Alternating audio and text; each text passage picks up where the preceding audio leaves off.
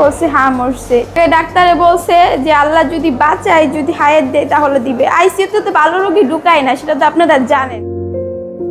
হাম একটি মারাত্মক সংক্রামক রোগ, যা একবার ছড়িয়ে পড়লে দ্রুত অনেক মানুষের মধ্যে সংক্রমণ ঘটাতে পারে। এটি মূলত একটি ভাইরাস জনিত রোগ, যা নাক ও গলার মাধ্যমে শরীরে প্রবেশ করে এবং শ্বাসতন্ত্রের মাধ্যমে অন্যদের মধ্যে ছড়িয়ে পড়ে।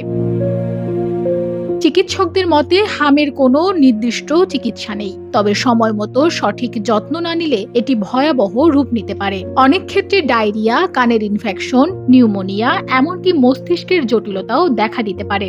শিশু, গর্ভবতী নারী এবং দুর্বল রোগ প্রতিরোধ ক্ষমতা সম্পন্ন ব্যক্তিরা সবচেয়ে বেশি ঝুঁকিতে থাকেন। হাম ছড়ানোর সবচেয়ে বড় মাধ্যম হলো কাশি ও হাঁচি।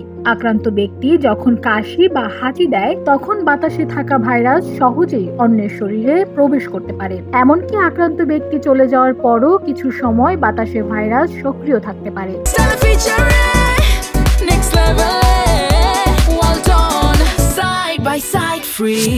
যা সংক্রমণের ঝুঁকি বাড়ায়।